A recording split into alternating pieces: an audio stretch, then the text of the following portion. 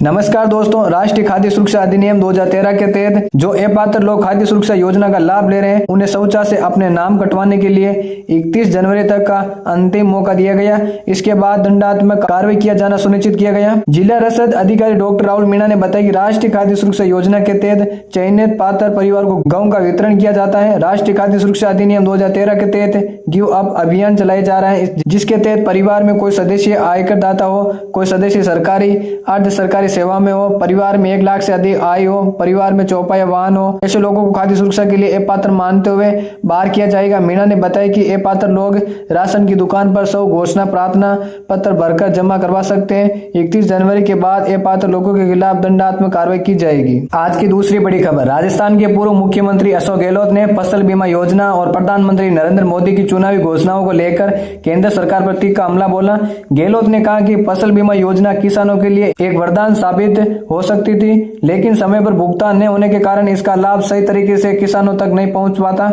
गहलोत ने आरोप लगाया कि राजस्थान समेत देश के कई राज्यों में किसानों को फसल बीमा का भुगतान 2-3 सालों तक भी नहीं मिलता। उन्होंने कहा फसल बीमा योजना को लागू हुए 20 से 25 साल हो चुके हैं, लेकिन किसानों को आज भी समय पर भुगतान नहीं मिलता। सरकार को चाहिए कि वे अपनी व्यवस्था और दुरुस्त करें और ये सुनिश्चित करें कि किसानों को समय पर भुगतान मिले। किसानों के लिए ये बेहद जरूरी है। अशोक गहलोत ने प्रधानमंत्री नरेंद्र मोदी पर निशाना साधते हुए कहा कि वे हर चुनाव से पहले नई नई घोषणाएं करते हैं। गहलोत ने कहा चुनाव से पहले योजनाएं तैयार होनी चाहिए और समय पर लागू की जानी चाहिए, लेकिन आजकल ये परंपरा बन गई है कि चुनावी माहौल में ही घोषणाएं की जाती हैं, चाहे बिहार हो, महाराष्ट्र हो या राजस्थान। प्रधानमंत्री चुनाव के दौरान बड़ी बड़ी घोषणाएं करते हैं। उन्हें कहा बिहार चुनाव के समय प्रधानमंत्री ने 50 से 80 हजार करोड़ रुपए की घोषणा की थी, लेकिन बाद में क्या हुआ इसका कोई हिसाब नहीं मिला। ये परंपरा ठीक नहीं है। योजनाएं घोषणा के लिए नहीं है, बल्कि जनता को लाभ पहुंचाने के लिए होनी चाहिए। आज की तीसरी बड़ी खबर, भाजपा राष्ट्रीय अध्यक्ष का चुनाव करने से पहले 50% राज्यों में संगठन के चुनाव कराने जा रही है। ऐसे में राजस्थान सहित अन्य प्रदेशों में जनवरी महीने में प्रदेश अध्यक्ष को लेकर चुनाव होंगे।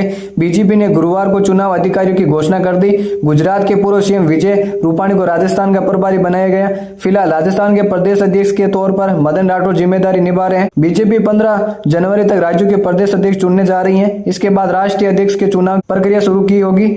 इस संबंध में राजस्थान भाजपा प्रभारी राधा मोहन दास अग्रवाल ने गुरुवार को प्रदेश अध्यक्ष मदन राठौर से मुलाकात की।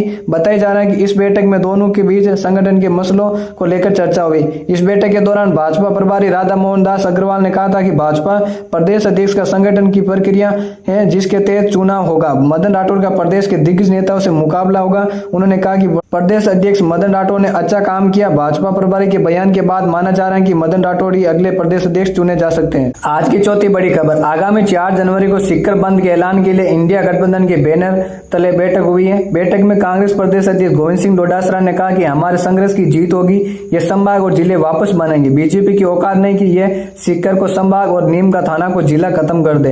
ये पर्चियों से चलने वाले लोग हैं। इंडिया गठबंधन की सभा को संबोधित करते हुए उन्होंने कहा मंदिरों में घूमते हैं, पर्चियों से चलते हैं, हम इनके घुटने टिका देंगे, इनसे संभाग भी लेंगे और नगर निगम भी लेंगे। इस संघर्ष में पैसे की कोई कमी नहीं आने दी जाएगी। ये आंदोलन एक बड़ा जन आंदोलन बनेगा और पूरे सिक्कर संभाग के लोगों की जीत होगी।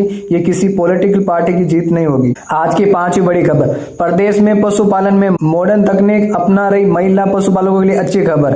सरकार प्रगतिशील किसानों की तरह प्रगतिशील महिला पशुपालकों को प्रोत्साहित करने के लिए उन्हें पुरस्कृत करेगी। इसके लिए राज्य स्तरीय पशुपालक सम्मान योजना के तहत वर्ष 2024-2025 के लिए प्रगतिशील महिला पशुपालकों से आवेदन मांगेंगे। इन्हें पंचायत समिति, जिला व राज्य स्तर पर सम्मानित किया जाएगा। पंच स्तर पर 10,000, जिला स्तर पर 25,000 और राज्य स्तर पर 50,000 रुपए का पुरस्कार दिया जाएगा। जानकारी के अनुसार चयन समिति प्रत्येक पंचायत समिति स्तर पर वरीयता क्रम से प्रथम, द्वितीय, तृतीय स्थान पर एक महिला पशुपालक का चयन करेगी। पंचायत समिति स्तर पर प्रथम स्थान पर रही चयनित महिला पशुपालकों में से जिला स्तर पर 2 महिला पशुपालकों का चयन किया जाएगा। जिला स्तर पर चयनित महिला पशुपालकों में से राज्य स्तर पर 2 का चयन होगा। राज्य स्तर पर चयनित महिला पशुपालकों जिला स्तर का व जिला स्तर पर चयनित महिला पशुपालकों को पंचायत समिति स्तर का पुरस्कार नहीं दिया जाएगा। आज की छठी बड़ी खबर, प्रदेश में इस साल ग्राम पंचायतों से लेकर पंचायत समितियों और जिला परिषदों की संख्या बढ़ेगी। कैबिनेट ने 28 दिसंबर 2024 को ही पंचायती राज संस्थाओं के पुनर्गठन करने का फैसला किया था।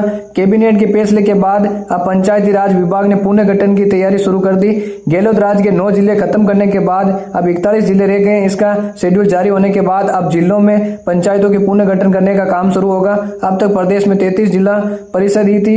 अब 8 नए जिला बालोतरा, ब्यावर, डीग, डीडवाना, कुचामन, कोटपुतली, बेरोड, खेरतल, तिजारा, फलोदी और सलूम्बर में भी पहली बार नई जिला परिषद बनेगी। इसके साथ मापदंडों में छूट मिलने के कारण अब प्रदेश में ग्राम पंचायतों, पंचायत समितियों और जिला परिषदों की संख्या बढ़ेगी। सरपंच, प्रधान और जिला प्रमुखों की संख्या बढ़ने पे पहले से ज्यादा नेताओं को मौका मिलेगा। जी हाँ दोस्तों, ऐसी तमाम खबरों के लिए हमारे चैनल पर जुड़े रहें। वीडियो को लाइक और कमेंट कीजिए, चैनल को सब्सक्राइब कीजिए। धन्यवाद। जय हिंद, जय भारत।